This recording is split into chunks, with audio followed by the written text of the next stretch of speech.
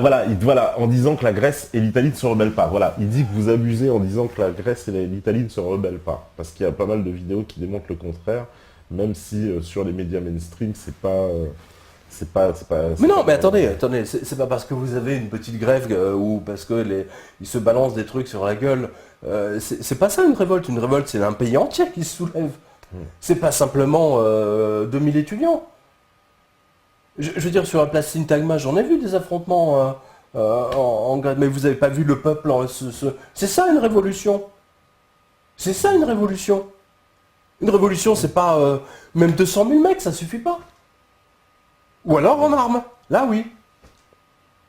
Ouais, parce que les Grecs, ils sont mangés, comme on dit... Tout cru. Tout cru, ah ouais, c'est... Alors, qu'est-ce qu'on nous dit bonsoir, ça c'est Roudlou.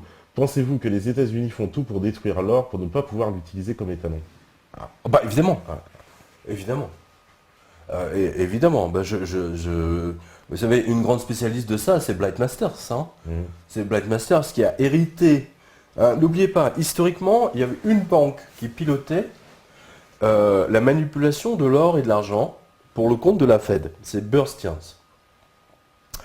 Bear Stearns, au mois de mars 2008, a explosé en plein vol parce que d'une part elle ne pouvait pas satisfaire la demande. Elle avait pas, les gens voulaient récupérer leur or, etc. Ils ont vendu bien entendu plus d'or qu'ils en avaient. Hein, c'est une grande spécialité américaine ça aussi. C'est des voleurs de grand chemin, hein, c'est vraiment ça. Et donc ils ont explosé en plein vol. La Fed est intervenue pour que Bear Stearns soit racheté illico presto, du jour au lendemain, par JP Morgan. Et c'est comme ça que Blight Masters a hérité du département de manipulation des cours d'or et de l'argent. Hein, puisque Bear Stearns est tombé dans son giron, parce qu'elle était déjà à la tête des matières premières en 2007. Hein, voilà. Mais elle a prévu la crise, hein, parce qu'elle a vu que les CDS allaient exploser, donc elle a vite changé elle a pris les matières premières. Hein, et donc elle a hérité de Bear Stearns. Et elle a manipulé le cours de l'or et de l'argent, même encore aujourd'hui. Mais je pense qu'à un moment donné, elle va lâcher l'affaire et que les cours de l'or et de l'argent vont littéralement s'envoler. J'ai le sentiment d'ailleurs que c'est assez imminent, je ne sais pas pourquoi. Alors on nous demande comment est-ce qu'il y a un homme politique valable en France selon vous? Encore.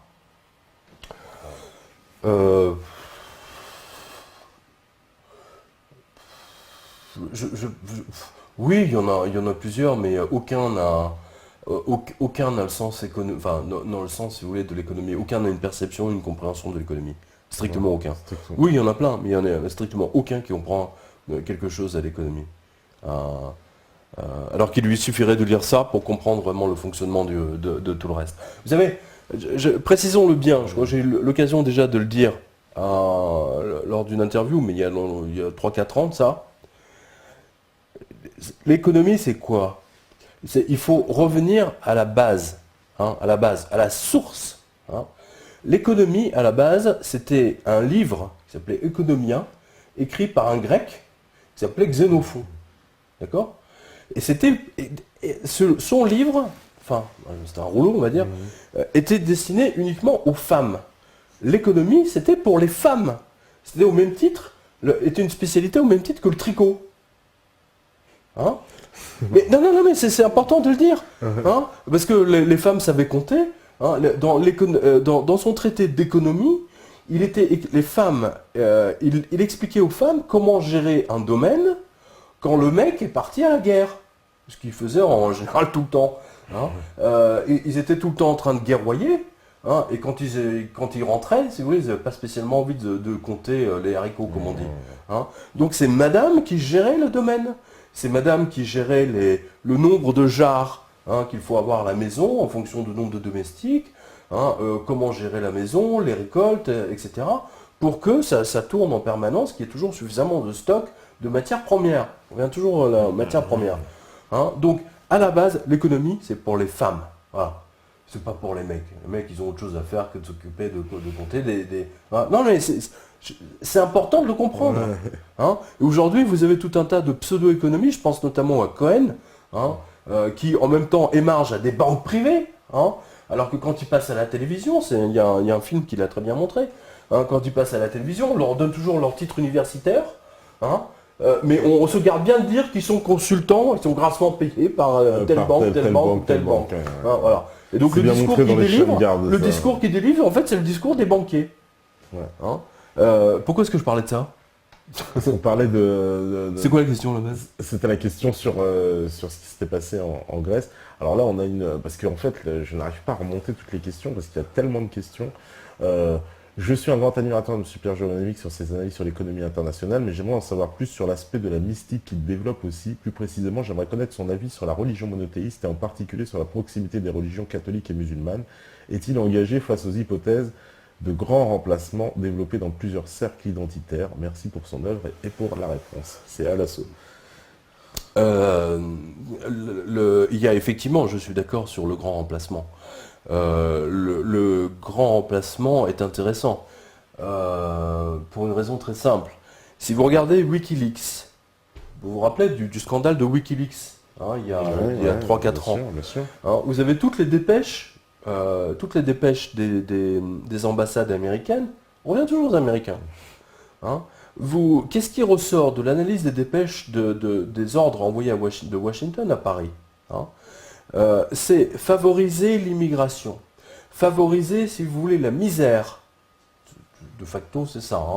Hein, favoriser la misère de manière à créer non seulement un remplacement dans le temps, mais en même temps de créer un clash entre les deux communautés, c'est-à-dire entre les Français et grosso modo les musulmans, parce que c'est la plus grande partie, parce qu'aujourd'hui la plus grande partie vient d'Afrique et du Moyen-Orient. Oui, mais ils deviennent français à force. Non, ils ne deviennent pas spécialement français. Ils ne deviennent pas vraiment français, puisque le premier prénom aujourd'hui, je crois que c'est un des premiers prénoms, c'est Mahomet ou Mohamed, hein, qui est selon les statistiques de l'INSEE, hein, qui est en cours.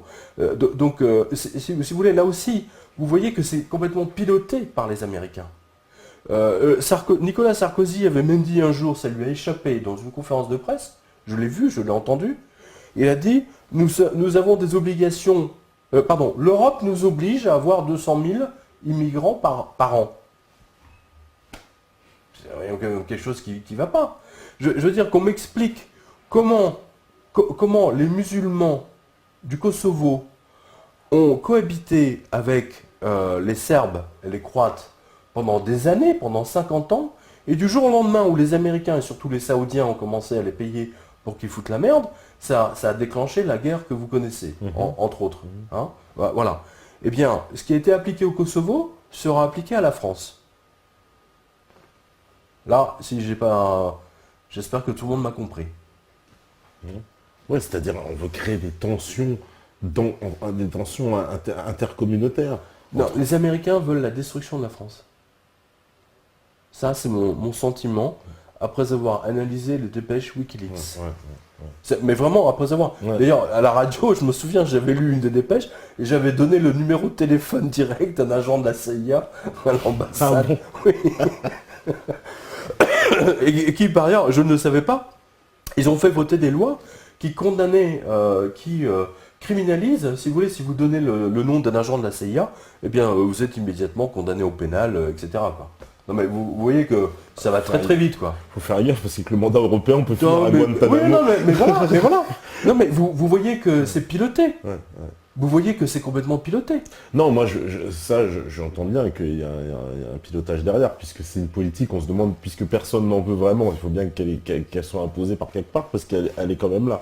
Il n'y a pas de débat, on n'a jamais demandé aux Français s'ils étaient d'accord pour une immigration massive. Mais non, mais vous voyez bien que ça ne fonctionne plus. Et ça marche plus. Non, mais vous voyez bien que ça ne marche plus. Ah non, ça marche plus. Je veux dire, tous les musulmans, j'échange régulièrement avec des musulmans, je me fais insulter assez souvent. Mais non, mais on peut pas mettre les musulmans. Dieu merci, je veux dire, Dieu merci, il y en a quand même qui comprennent ce que je dis.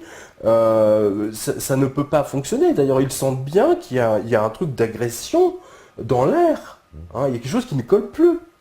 Hein, c'est pas moi qui l'ai inventé. Non, c'est clair qu'il y a une espèce de choc des civilisations, mais c'est bien sûr qu'ils ont théorisé. Mais est-ce que le remède à ça, justement, c'est pas la nation française, justement, de mettre la communauté nationale au-dessus? Attendez, la nation française, je veux dire, techniquement, si vous, je veux dire, voudrait que les gens s'adaptent aux us et coutumes des Français. Bah oui, mais Or, c'est plus le cas. Ouais, non, Je veux dire, vous allez au marché, vous allez sur le marché, moi je vais très souvent, je me souviens d'avoir été sur le marché de, je sais plus, Argenteuil. J'ai halluciné. J'ai halluciné. C'était la Casbah. Ouais, non, mais c'est... Non, mais faut le dire ce qu'il est, c'est la Casbah. Oui, il y a des endroits de France, c'est vrai, par territorialité, où c'est ultra communautaire. Non, mais je suis 100% Non, mais d'accord. moi j'ai des amis Mais là, musulmanes qui ont quitté Argenteuil parce qu'elles se faisaient insulter. Hein, parce qu'elles sortaient avec une jupe. Attendez, il y a un problème là. Il y a un sérieux problème. En fait, c'est le début de la charia qui commence à être instauré progressivement. Mm. Eh oui.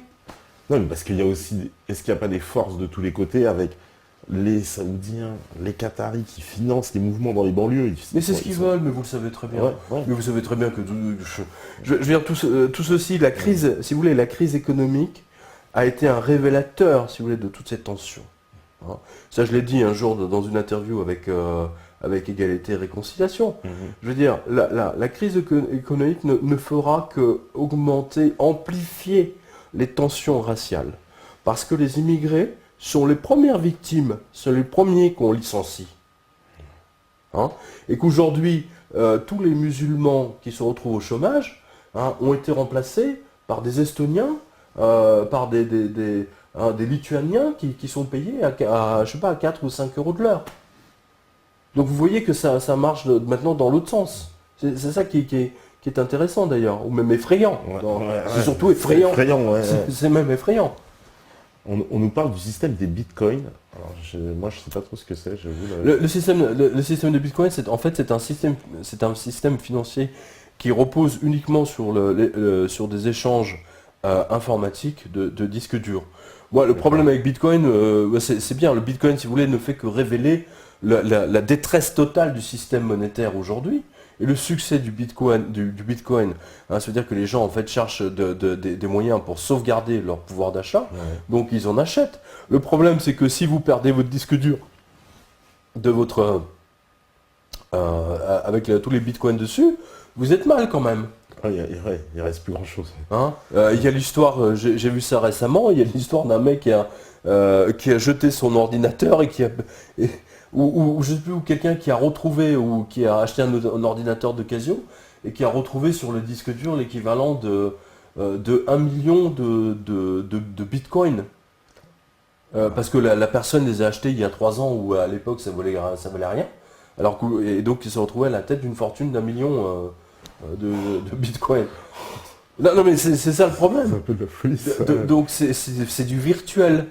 Bon, vous me direz, quand on utilise notre carte de crédit, c'est également du virtuel, bien entendu. Mais au moins, vous avez des trucs écrits. Alors que là, c'est quand même... moi, je trouve ça risqué. Et de toute façon, on a vu récemment que le FBI a commencé à décimer tous les gens qui jetaient en tôle les concepteurs du Bitcoin, etc. Donc, je trouve que c'est à double tranchant, quoi. Là, ça les dérange quand même un peu. C'est-à-dire, tout ce qui touche au dollar, tout ce qui touche à l'hégémonie du dollar, il coupe. Coupe les têtes. Il faut le voir comme ça. D'accord. Alors, qu'est-ce qu'on dit? Que pense-t-il du communisme primordial de Cousin? Ça doit être un livre. J'ai pas vu le... Ouais, voilà, Francis Cousin. Je n'ai pas lu le livre de Francis Cousin, mais je tiens à rappeler que je viens d'un pays communiste et que j'ai très jeune, donc j'ai eu droit au lavage de cerveau des communistes, du titisme. J'ai eu droit à Marx et Engels en long, en large et en travers. Je pense, si vous voulez, que le Karl Marx est là-bas, c'est un journaliste. Il a écrit des choses absolument fascinantes. C'est un génie. Il faut pas hésiter une seule seconde. Je rappelle aussi que, parlant des ouvriers, Karl Marx n'a pas vraiment épousé une ouvrière, il a épousé une héritière, une faune, je ne sais plus quoi. C'est intéressant. Moi, je trouve que le communisme, finalement, et beaucoup de gens le disent d'ailleurs, même en Yougoslavie, enfin ex-Yougoslavie aujourd'hui, les gens étaient infiniment plus heureux à l'époque du communisme. En Union soviétique aussi, les gens le disent. Ouais, les gens le disent. Oui. En Europe de l'Est, c'est flagrant. En Europe de l'Est, c'est très flagrant. C'est très très flagrant. C'est... Parce qu'ils sont passés quelque part quand même d'un État relativement protecteur au néolibéralisme le plus sauvage, quasiment. Ils sont passés d'un extrême à un autre. Donc, mais il n'y a pas eu de... Il n'y a pas eu de transition. Alors que les Américains ont toujours considéré que la France était un pays communiste. Oui, voilà, par exemple. Ouais. Pour eux. Ouais. Pour eux, la France est un pays communiste libéral. Ouais. Alors, peut-être que justement on vit dans un pays communiste libéral qui est censé être peut-être le meilleur compromis. J'avais même lu qu'il disait la France est un pays communiste qui a réussi. Oui, j'ai lu la même chose que vous, absolument. Je confirme. Je confirme.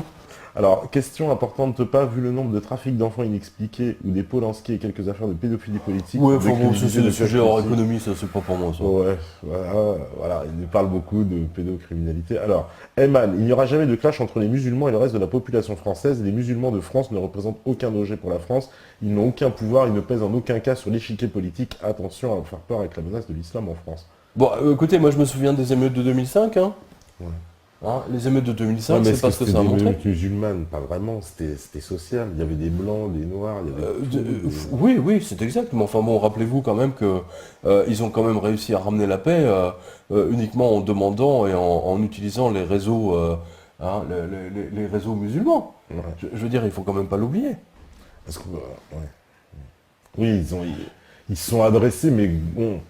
C'était quand même très... Il y avait un fond de... Je trouve pas que c'était porté par des valeurs vraiment musulmanes. On pouvait pas dire que c'était les... Non mais c'est pas une question de valeur, si vous voulez, à partir du moment où vous avez une révolte, si vous voulez, et quand vous avez les gens qui commencent à mettre le feu, et c'est quand même... Ça se passe quand même assez souvent. Hein. Enfin, voilà. On nous dit, alors là, question importante, la question du grand remplacement est une question très sensible, mais que préconise-t-il concrètement pour faire face à ces hypothèses ? Est-il pour la rétro-migration, par exemple? Comment donner envie à des immigrés de deuxième ou de troisième génération, perdus culturellement, désintégrés, si on peut dire? Comment leur donner envie de renouer avec leurs racines afro-maghrébines, si tel est le souhait, monsieur Jovanovic? Non, c'est pas possible. Je suis moi-même issu de l'immigration du moi-même de confession musulmane et que je m'intéresse aux questions panafricaines de Kémy Séba. Voilà, c'est Alasso qui me dit ça. Non, c'est pas possible. Hein. La rétro-migration, ça peut... La rétro-migration est possible pour la première génération, pas pour la deuxième. Pas pour la deuxième, c'est impossible. C'est impossible, c'est pour ça qu'il va falloir se fondre dans un creuset français, que tout le monde se fonde. Oui, mais c'est pour ça que je vous dis, moi c'est vraiment mon sentiment. C'est que on va vers une... C'est ce que je vous disais tout à l'heure. On va vers une division de la France. Ça, c'est quelque chose que je ressens très fortement depuis pas mal de temps. Et entre autres, qui a été conforté d'ailleurs par, comme je vous l'ai dit, par ce que j'ai lu de Wikileaks. Ouais. J'ai lu effectivement aussi certaines choses dans Wikileaks, entre autres, qu'ils essaient effectivement beaucoup d'influencer la communauté musulmane de France et de prendre un peu. Alors on nous dit... Alors on me demande, là je vois une question, pensez-vous toujours que M. Hollande ne finira pas son mandat? Son mandat, oui. Oui, c'est clair. De toute façon déjà il est mort là. Ouais. Là il est mort. Aujourd'hui, vous savez, il s'est passé quelque chose d'extraordinaire aujourd'hui. C'est une très très bonne question. Comment il s'appelle? Jonathan, 84. Ouais. Il s'est passé quelque chose d'extraordinaire aujourd'hui. C'est que Manuel Valls, après le micro, il a dit le gouvernement n'acceptera pas le vote des... je sais pas quoi là... comment dire, du port d'enfants par quelqu'un d'autre, je sais pas quoi. Et ce qui est absolument extraordinaire là-dedans, c'est que Manuel Valls, qui est ministre de l'Intérieur, donc ça ne le concerne pas, déjà. Ça ne le concerne pas, il est ministre de l'Intérieur. Il vaudrait mieux de s'occuper des cambriolages, de la sécurité des Français. Mais bon, il prend le micro, il fait cette déclaration, qui est reprise par l'intégralité de la presse dans la seconde qui suit, et il grille Jean-Marc Ayrault, qui est quand même le chef du gouvernement, a priori, et bien entendu, il grille la politesse à François Hollande. Donc, aujourd'hui, on voit bien que, au sommet du gouvernement, il y a un flottement phénoménal, que Hollande n'est plus du tout considéré comme à la tête du pays, et que c'est Manuel Valls qui pilote. C'est le message non dit qui a été compris aujourd'hui par tous mes confrères politiques.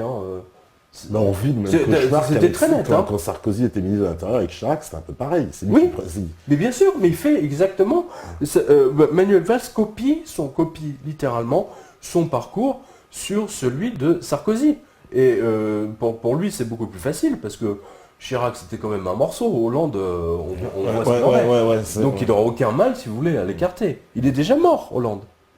Plus personne ne le prend au sérieux au sein du gouvernement. J'avais dit, je me souviens, il y a déjà un an, des informations que j'avais, c'est-à-dire que quelles étaient les demandes de Matignon ou de l'Élysée, les demandes lorsqu'elles étaient répercutées sur l'ensemble des régions, eh bien, elles n'étaient pas suivies d'effet. Déjà. Alors vous imaginez maintenant. Vous imaginez maintenant. Il dit complètement, mais parce que c'est clair qu'au niveau de la population, bon, c'est mort. Et là, on voit dans son gouvernement, il commence à être. Non, mais aujourd'hui, Manuel Valls a fait un coup d'État. C'est comme ça que vous devez le voir. Hein, c'est un coup d'État, non dit, mais c'est un coup d'État. Ne serait-ce que médiatique. C'est un coup d'État médiatique qu'on a vu aujourd'hui. C'est très important. Parce qu'au moins Chirac, c'est vrai qu'il avait ce côté de guerre froide avec Sarkozy. Il avait entamé une guerre froide. Le nain. Mais ouais, voilà, le nain. Il en plaçait toujours une pour Sarkozy. Mais là, on voit que Hollande, il est dépassé. Il peut même pas se... Mais il est grillé. Il est grillé. Et moi, je dis à toutes les personnes qui nous regardent, prêtez attention. Tout à l'heure, je vous ai parlé d'Europe et du symbolique fondamental de l'Europe. Hein, elle est enlevée. Hein, elle est enlevée par quelqu'un d'autre. Hein, elle appartient à quelqu'un d'autre. Eh bien, la signification du nom auquel je suis prodigieusement attaché, il y avait un grand écrivain canadien, enfin, sans doute le plus grand écrivain canadien d'ailleurs, qui l'a donné, c'est que la signification du nom profonde, la source, qu'est-ce qu'elle nous montre? On est présidé par un mec qui porte le nom d'un autre pays. Oui, ça c'est vrai. C'est quand même incroyable. C'est énorme. C'est quand même incroyable. Mais attends, le pire, c'est qu'il fait la photo officielle de l'Élysée. Et vous voyez un drapeau hollandais. C'est pas le drapeau français que vous voyez sur la photo. C'est un drapeau hollandais. Oui, parce qu'il est pas... Ouais, je vois. Il est tout en longueur. Le drapeau français n'est pas en longueur. Il n'est pas en longueur. Ouais. Et oui. Prêtez attention à ce genre de choses. Moi, je prête beaucoup, vraiment. Je prête une attention formidable à ça. Et l'expérience m'a montré, hein, j'ai 54 ans maintenant, donc l'expérience m'a montré qu'effectivement, ça avait tendance à se vérifier. Et dans la grande majorité des cas, je dirais même à 80%.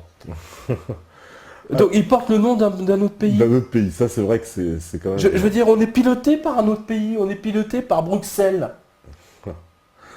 Et Bruxelles elle-même inféodée aux États-Unis. Ouais. D'accord ? Vous savez comment s'appelait New York avant de s'appeler New York ? C'était New Amsterdam. Exactement. Ouais. C'est quoi Amsterdam ? Capitale de la Hollande. Capitale de la Hollande. Non mais c'est intéressant en fait. Ouais, c'est intéressant. Ouais, non, moi j'ai toujours trouvé ça intéressant.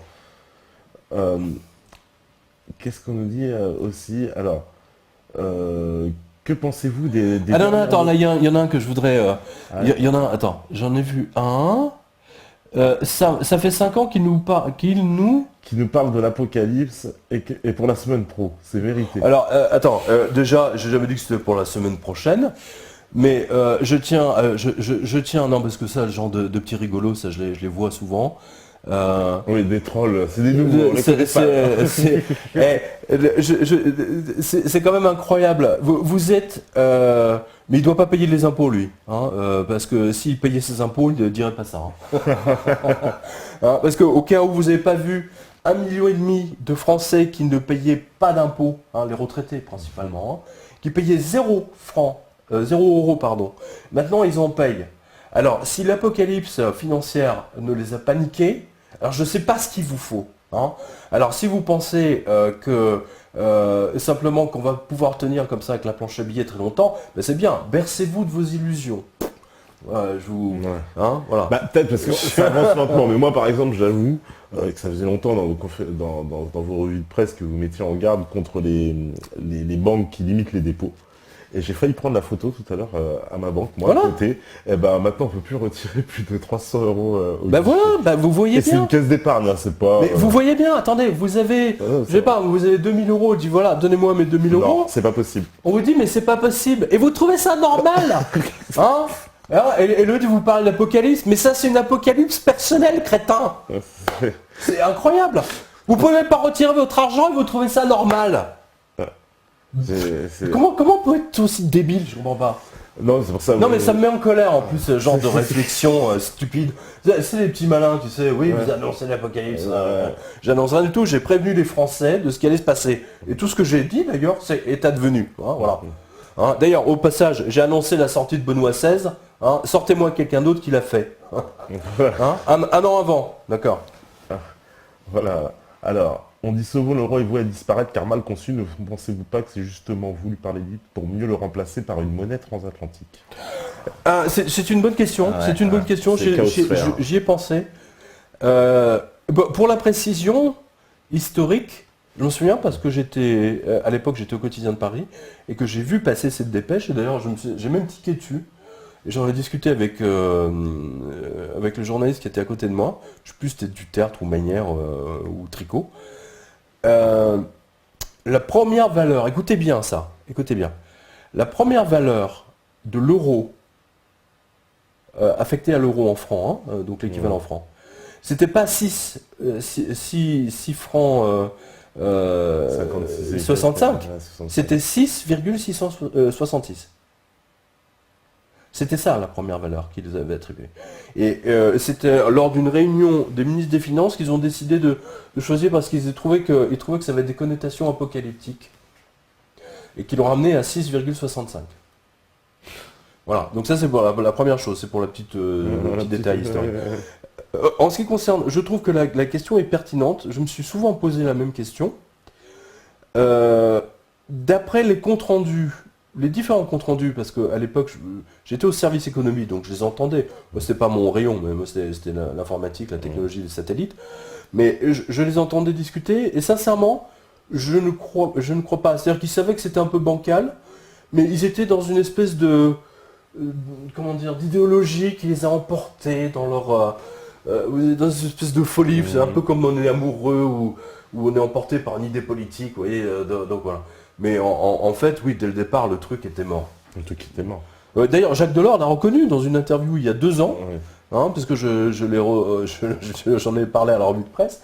Hein, c'est-à-dire qu'il disait, oui, mais moi je leur avais dit. Hein, je leur avais dit, c'est énorme quand même, de la part de Jacques Delors, c'est énorme. C'était génial. Mais je vous l'avais bien dit que c'était pas bon. Oh les enfoirés. Oh les enfoirés.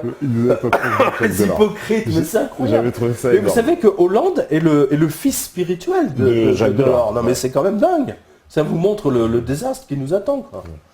Là, on se demande pourquoi il s'embrouillait avec Martine. Alors, il y en aura de Tahiti à tout le monde. Ah bah voilà, le franc Pacifique vient de faire peau neuve. Et je vous annonce le format des bifetons, celui des euros, comme par hasard. Oui. Les Chinois sont prêts à arriver avec des milliards, projets d'aquaculture. Stop. Est-ce que c'est très bien ça, hein. Comment il s'appelle, le monsieur? C'est Langlois René. Bonjour, monsieur Langlois. En plus, il est de loin, de Tahiti, on passe voilà. Alors, monsieur Langlois, pour la petite histoire, reprenez la chronologie des billets de banque français. Prenez le billet de 20... alors c'était des francs à l'époque, je sais plus. Alors, je crois que c'était 50 francs. Ouais, Saint-Exupéry. Saint-Exupéry, c'était 20 francs. C'était 20 francs. 20 francs, ouais. Eh bien, vous allez voir que le format euro était déjà là. C'est-à-dire qu'avant même qu'on passe à l'euro, 10 ans avant... Ils avaient changé les francs. Oui, ou 8 ans avant, ils avaient pour habituer les gens au format des billets. Parce qu'avant, les couleurs aussi, parce que voilà, c'était le bleu. Et c'est un grand spécialiste qui m'a expliqué ça, que les billets de merde qu'on a aujourd'hui sont voulus. Les monuments que vous avez dessus ne sont pas des monuments qui existent. Ce sont des monuments, vous n'avez que des portes et des fenêtres. Hein, vous n'avez que des portes et des fenêtres. Vous avez rien qui puisse que les gens puissent s'attacher à leurs billets. Rien pour qu'ils puissent thésauriser. C'est pour ça d'ailleurs qu'on n'a pas de billet 1 euro, l'équivalent du billet de 1 dollar. Hein, c'est pour ça qu'ils ont décidé de ne pas faire de billets de 1. Et qu'ils ont décidé volontairement de faire des billets aussi moches pour que les gens veuillent s'en débarrasser parce qu'ils veulent venir intégralement au zéro liquide. D'ailleurs, vous avez vu des publicités en ce moment à la télévision pour le paiement sans contact. Sans contact, hein, et vous avez vu que c'est un conglomérat de banques qui fait passer ce message. Hein. Vous avez pas, si vous regardez bien cette publicité, vous n'avez pas marqué BNP, Société Générale, etc. C'est uniquement une publicité pour le paiement sans contact. On va directement à une société sans liquide. C'est exactement ce que j'ai dit dans 777. Voilà. Au moins les choses sont claires. Ah ça, elles sont très claires. On va faire une petite pause. Parce que j'ai soif. Ouais, et puis on va revenir juste après. Il y a encore plein de questions. De toute façon, vous êtes absolument très nombreux sur le chat. J'ai pas les chiffres, mais je sais que c'est des gros chiffres. Donc là, je vois, que pensez-vous de l'économiste en chef du gouvernement, M. Macron, ancien employé de la Banque Rothschild, qui dit ça. Je pense que Macron... C'est toujours ça, parce qu'un président français, on a l'impression qu'on lui met toujours un mec de Rothschild à côté. Il y a eu Pompidou avec De Gaulle, on sent qu'il y a eu Attali avec Mitterrand, qu'il y avait Macron aujourd'hui, Chirac aussi, il y en avait un, c'était Pébro. Il y a toujours... Pébro, les BNP, hein, attention, Pébro, et surtout BNP. Enfin, cela dit, je suis d'accord. Ouais. Macron, on a vu que les analyses de Macron sont fausses de A à Z. Ouais. Et que, moi je le dis, je pense que les lecteurs de ma revue de presse, tous les lecteurs, lectrices de ma revue de presse qui me suivent depuis le début, si on avait pris le pouvoir, si on avait pris le pouvoir, enfin si on a été élu, entre dire président de la République, d'accord, nous aurons mieux dirigé le pays que tous ces crétins, en particulier Macron. Hein, parce que vous avez entendu Hollande qui a expliqué il n'y a pas très longtemps, ah mais je n'avais pas compris que la crise était aussi dure. Alors qu'il avait déclaré la crise derrière nous. Si avec un conseiller comme Macron n'a pas compris, c'est que Macron c'est le dernier des crétins et des nuls. De toute façon, toute cette équipe de branquignoles, écoutez, je suis journaliste depuis 30 ans quasiment. Hein, j'ai commencé en 1984 ou 85. J'avais 24 ans. J'ai jamais vu un gouvernement aussi nul. Jamais. Et je pense que même ça, c'est volontaire. C'est vraiment le chaos qui nous attend. Bon, alors voilà, on fait une toute petite pause et on vous retrouve juste après. Et on revient juste après. Il y a Steph, de toute façon, qui nous concocte, comme d'habitude, des bonnes petites playlists. À tout de suite, à vous là. Wow. Voilà, donc de retour sur la libre antenne. On est en train de regarder vos questions, puisqu'il y a énormément de questions ce soir. Hein. Donc, vous voyez les questions. Alors, le problème en France, c'est que les gens adorent parler et regarder les documentaires, mais c'est fini. Et vous, monsieur Jovanovic, vous n'avez pas tout saisi. Je crois le problème, ce n'est pas l'islam, Quenel. C'est Beuffin qui dit ça. Je vois pas le rapport, là. Ouais, Là, il y a de Russell. Il dit les titans ont vaincu Sumer, les titans ont vaincu Athéna. Alors, c'est important pour la précision, hein, c'est une erreur, là, hein, de ma part, puisque c'est Athéna qui a vaincu les titans. Hein, je précise. Hein, voilà. Et oui, Athéna a vaincu les titans. Ouais. C'est très important. Hein, de la même façon que le Titanic ne devait jamais couler. Il a coulé. Il a coulé, ouais. Hein, et qu'on appelle les grandes banques de Wall Street, on les appelle depuis longtemps les titans de Wall Street. Ouais. Hein, je crois que tout est dans le nom, hein, parce que quand on parle des titans, on remonte bien avant Europe. Hein, n'oubliez pas, c'est important au niveau de la mythologie grecque. Les titans fondamentalement sont voués à la destruction, hein, parce que c'est Athéna et Zeus qui les ont détruits. Voilà. D'accord.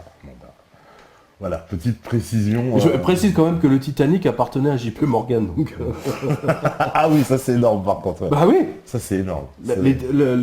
C'était une compagnie qui s'appelle Golden Star, si mes souvenirs sont bons, ou Morning Star, je sais plus. Voilà, donc c'est le Titanic, hein, c'est le symbole. Il ne devait jamais couler.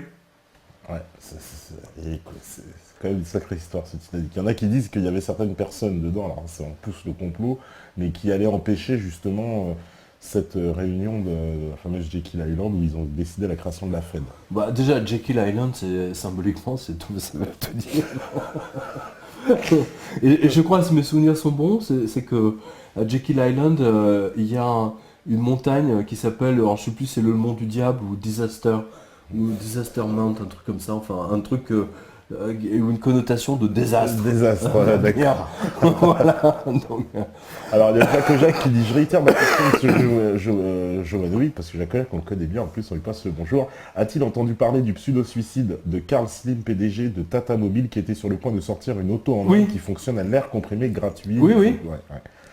Tout à fait, bah, j'en parle sur le blog, hein, justement. Hein.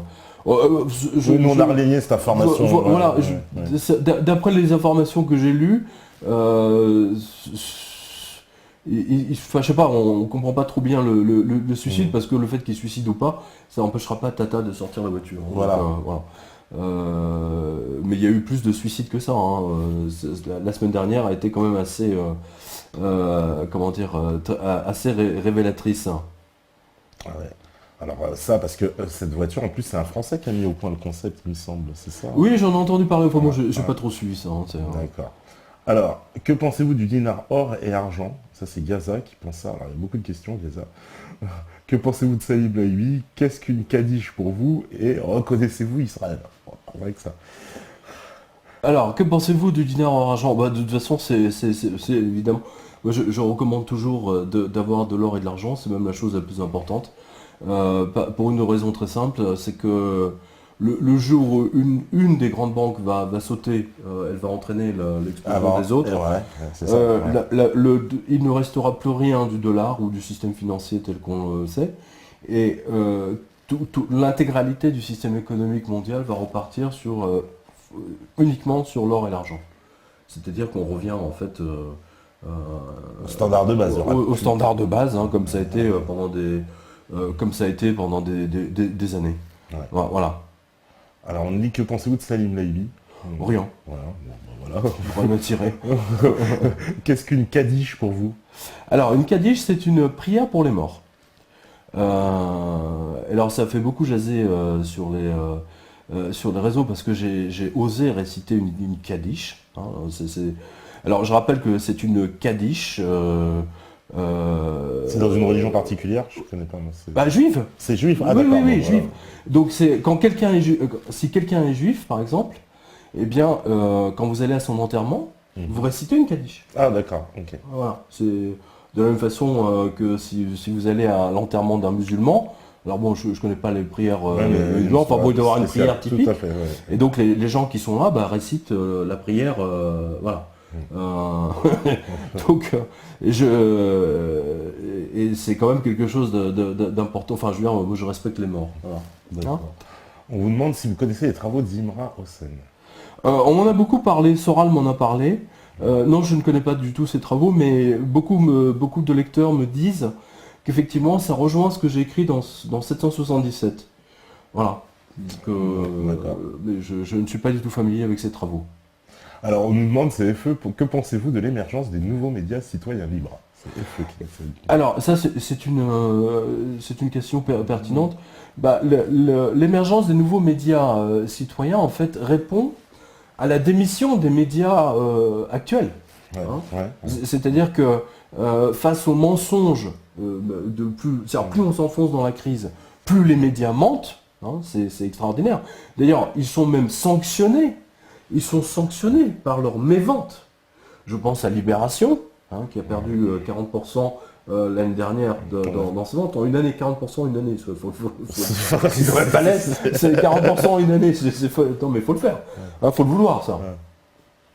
Marianne, qui a perdu, je crois, 20 à 30% de ses ventes. Télérama, on ne parle même pas. Justement, le truc gauche, caviar, etc. Bobo bien pensant. Tous les médias sont détruits par la crise, en particulier les médias français, parce que justement ils n'informent pas. Or, je veux dire, vous allez chez un poissonnier, je veux dire, la moindre des choses, c'est que vos poissonniers, il va vous vendre du poisson frais, des crevettes fraîches, etc. Enfin, vous attendez à ce qu'il vous sorte un bon produit, voilà, pour vous nourrir. Eh bien, quand vous achetez un journal, c'est la même chose. C'est une nourriture intellectuelle. On peut faire cette analogie, vous avez donc en conséquence de quoi, ce que disent les Français, c'est que les médias les empoisonnent, leur donnent de la mauvaise nourriture, de la nourriture empoisonnée ou de la fausse information. En conséquence de quoi, ils se détournent de tout ça, et justement, ça donne l'émergence des nouveaux médias comme le vôtre, par exemple. C'est important, et c'est ce qui va permettre, je pense, à un moment donné, à l'ensemble des Français ou des Grecs ou des Italiens, Espagnols, Portugais, de se révolter.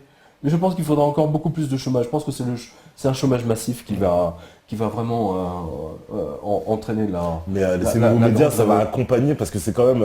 ça va être une spécificité française. On va voir en France, je pense, là, dans les prochains mois et dans les prochaines années à venir, on va dire un corps constitué de médias indépendants qui n'obéiront pas au pouvoir. Ça, en fait, les nouveaux médias, ça va être en fait une fragmentation. C'est-à-dire que là, on a vu que les journaux sont concurrencés maintenant par les blogs, ou les sites, les sites qui donnent des informations beaucoup plus pertinentes, parce qu'il y a plusieurs millions de gens qui me suivent sur mon blog, c'est quand même pas rien. Je veux dire, ça vous montre bien que que les Français savent quand même reconnaître quand on a vraiment de l'information. Ils en veulent de cette information. C'est important. C'est quelque chose de vital même pour la survie de ce qu'on appelle la démocratie.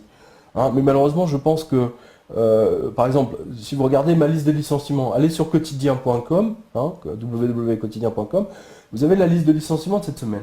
Qu'est-ce que vous avez? Vous avez le groupe de presse américain Time Magazine. Gros groupe de presse. 500 journalistes qui vont dégager. 500 journalistes. Pourquoi ils les dégagent? Parce que les journalistes américains font grosso merdo la même chose que les journalistes français, ne les informent pas. Ils leur disent pas qu'il y a 50 millions d'Américains qui vivent au ticket restaurant, au food stand, voilà, enfin bon c'est la même chose, au food stand, ils vous disent qu'il y a moins de chômage, etc. Mais ce qu'ils vous disent pas, c'est que les nouveaux emplois qui sont disponibles pour la majorité des Américains, c'est des trucs à 2 balles, c'est serveurs de McDo, c'est des petits boulots quoi. C'est pas des vrais boulots. Et en fait, on voit que les nouveaux médias, si vous voulez, la naissance de tous ces nouveaux médias correspond à la baisse ou à l'écroulement des anciens médias. C'est-à-dire qu'en fait, il y a un nouveau monde qui sort pour remplacer l'ancien. Donc et là, on est vraiment dans cette... C'est ce que dit Jean dans son Apocalypse. Parce que moi j'ai identifié ça comme la bête média. Il dit, je vois des images qui bougent et qui parlent. Des images qui bougent, qui parlent. Je veux dire, c'est quand même... il a vu le cinéma, il a vu les images télévision. C'est quand même incroyable. Le mec, il est à l'âge de Pierre, je crois, de Saint-Pierre. Et donc, il voit des images, l'ange lui montre, et il appelle ça le faux prophète. Le prophète, c'est quoi? Le prophète, c'est un messager. C'est un messager qui apporte le message techniquement de Dieu. Mais avant toute chose, c'est un messager. Donc, il apporte... Quand il dit faux prophète, il dit que c'est le message du diable qui vient. Voilà. C'est comme ça qu'il appelle les médias, Jean. Vous voyez, donc il est d'accord avec vous. Il est d'accord avec vous, mais il est d'accord avec l'ensemble de nos spectateurs. Puisque regardez France 2, le journal de 13 heures de Monsieur Pernaut. Non mais c'est extraordinaire, je veux dire, dans le genre des informations, on peut pas avoir mieux. Donc c'est voilà, l'émergence des nouveaux médias, c'est très très positif. Alors, si on peut arrêter de parler de race et de religion dans cette affaire en considérant ce que l'on monte du doigt, banque, élite, comme simplement une bande de crapulles aux commandes, indépendamment de leur obédience, de leur origine, il me semble qu'on avancerait plus vite. Enfin, c'est mon avis. J'ai pas bien compris. C'est Vorostress qui dit que lui, il faut cibler selon lui les banques et les élites. Oui, je veux dire, il ne suit pas mes émissions sur la radio, parce que ça, je le répète depuis maintenant 2008, que les banquiers sont des enfoirés, sont une bande de voleurs, quoi. Alors... qu'est-ce qu'on a dit? Bonsoir, Pierre, peux-tu nous parler de Blitzmasters? C'est Groove Shack qui dit ça. J'ai vu une autre question sur Blitzmasters, j'en ai parlé un tout petit peu tout à l'heure. Blitzmasters, donc elle dirige le département matières premières de la JP Morgan. Et en conséquence c'est elle qui a manipulé le prix de l'or et de l'argent pendant toutes ces années. Surtout, elle a manipulé les prix des matières premières, le blé, l'orge, l'énergie, bien entendu. Elle a acheté des pétroliers qu'elle a remplis à bord de pétrole qui faisaient le tour, qui tournent en rond à Rotterdam et à Singapour en attendant de faire monter le prix du pétrole. Bon, vous connaissez mon livre, Blitzmasters. Donc son avenir, alors son département va être vendu. Alors ça aussi c'est important parce que j'avais dit, effectivement, là tous les lecteurs et auditeurs sont... Parce que j'avais dit qu'elle finira par se hein, mais que Goldman Sachs finirait par avoir sa tête, hein, c'est ce qui s'est passé, puisque la JP Morgan a décidé de vendre son département matières premières avec elle dedans.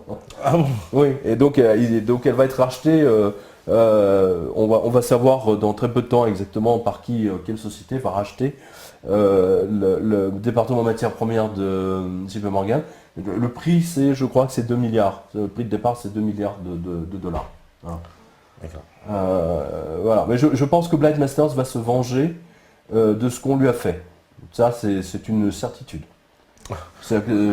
Connaissant comme je la connais, enfin d'après ses actes et ses actions au cours de ces 10 dernières années, je peux vous garantir qu'elle ne se laissera pas faire et que sa vengeance, qui est un plat qui se mange froid, va être sanglant. Espérons qu'on va pas trop payer les pots cassés. Si. Ouais, il y a beaucoup de chance. C'est nous qui payons le prix cassé, ça c'est sûr. C'est clair. Alors il y a Tsuki38 qui dit bonsoir, arrivé tardif, je prends au vol. J'entends la mort de Kennedy et j'aimerais plus d'infos sur la mort des 3 autres présidents. Alors j'ai vu qu'il y avait Lincoln, Garfield et Jackson qui se sont attaqués à la Fed. Ah, c'est 3 autres présidents qui sont attaqués à la Fed. Je ne savais pas qu'ils se sont attaqués à la Fed. Parce que pour moi la Fed c'est plus 1913 hein. Oui mais parce qu'avant il y a eu des tentatives en fait. C'est vrai que ils ont dû s'attaquer aux banques. Voilà, ça oui parce que je sais que Lincoln voulait aussi, il disait que surtout que ce pays ne soit pas mis entre les mains des banquiers parce que ça serait gravissime. Puis il a créé les green box là, les greenbacks là, les fameux dollars. Je ne suis pas surpris, je ne suis pas surpris qu'il se soit fait. Moi, je connais pas l'histoire des 3 autres. La mort de Kennedy est effectivement quelque chose qui m'a prodigieusement marqué, parce que j'avais lu les mémoires du garde du corps de Johnson, hein, parce que vous savez que Johnson, ça veut dire Jovanovic. Jovanovic en latin, c'est fils de Jean. Hein. Johnson, c'est John. Son. Ah oui, d'accord. Voilà. Okay. C'est marrant, d'accord. Hein, Johnson, voilà, c'est l'équivalent de Jovanovic. Et ce que racontait ce garde du corps, c'est que la première chose que Johnson ait faite, c'est annuler le executive order de Kennedy qui donnait la permission au Trésor américain d'émettre des dollars reposant sur de l'argent métal. Hein, donc il cassait le monopole de la Fed. Voilà, c'était l'executive order, si mes souvenirs sont bons.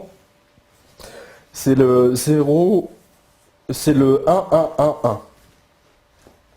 Si vous tapez executive order 01111, vous allez tomber dessus. Ah, d'accord.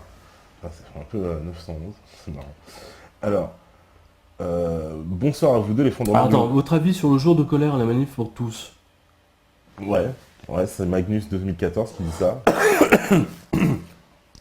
Alors, le jour de colère, j'y étais. Le jour de colère était très très très intéressant parce qu'il a rassemblé les Français de tous bords, littéralement. Ouais. Et surtout, là, je me suis retrouvé à un moment donné avec le départ du cortège des fans de Dieudonné. Alors ça c'était drôle, c'était les plus sympas d'ailleurs. Non mais ils étaient vraiment drôles, ils étaient sympas. On voyait bien l'esprit en fait. Alors après les médias les ont démolis parce qu'ils ont eu ils ont chanté des trucs contre les juifs, etc. Enfin bon, ils n'ont retenu que ça, bien entendu, le jour de colère. Il faut le tourner en chose un peu, d'ailleurs, un événement un peu bizarre à décrypter parce que apparemment ce groupe, ils sont tous masqués, c'est un peu bizarre quand même. Qui ça? Les gars qui défilent en disant mort aux juifs. Ah bah moi je les ai pas vus ceux-là. Hein, moi donc, non plus, mais bon. Je peux dire que les fans de Dieudonné, ils étaient à visage découvert, hein, sans problème. Mais en tout cas, toujours, ça fait 2 manifestations majeures qui montrent que le pays est au bord de l'insurrection, tout simplement. Et puis il y a une vidéo, alors je sais pas si vous avez vu la vidéo d'Info Libre qui est sortie il y a 2 jours, je pense, ou c'était hier même, où dedans il y a un enregistrement d'un policier, donc un peu à son insu j'imagine, où il y a un de leurs journalistes qui est agressé déjà physiquement dans la manifestation, et ensuite s'ensuit une conversation avec le policier, où le policier clairement balance le poteau rose, il explique qu'il ne peut pas arrêter les gens qui viennent de l'agresser, puisque ce sont visiblement des antifas. Oui. Et il dit on a ordre de pas les arrêter, ordre de pas les fouiller, ils sont là pour foutre la merde, en gros ils le savent, etc. D'accord. Et à la fin il lui dit carrément je ne suis pas oui, surpris. Info Libre on vous suit, mais méfiez-vous parce qu'il y a des gens aussi. Non, mais malheureusement je ne suis pas surpris. Mais toujours est-il qu'il y aura d'autres jours de colère. C'est ce que je pense aussi. Moi j'ai vu passer leur tweet là, cet après-midi. Il y aura des jours de colère régionaux. Donc là ça va être également intéressant. Parce que si les jours de colère commencent à avoir un succès populaire dans toutes les villes de France, là je pense très sincèrement que le pouvoir peut commencer à baliser grave, quoi. Ouais. Ils vont encore essayer de faire passer ça pour des extrémistes, parce que on a bien vu aussi toujours dans les images d'Info Libre sur la manifestation. Vous pouvez descendre là pour qu'on voit toutes les questions. Ouais. Descendez tout en bas. Ouais. Ça c'est derrière parce qu'on est tout le temps sur les mêmes.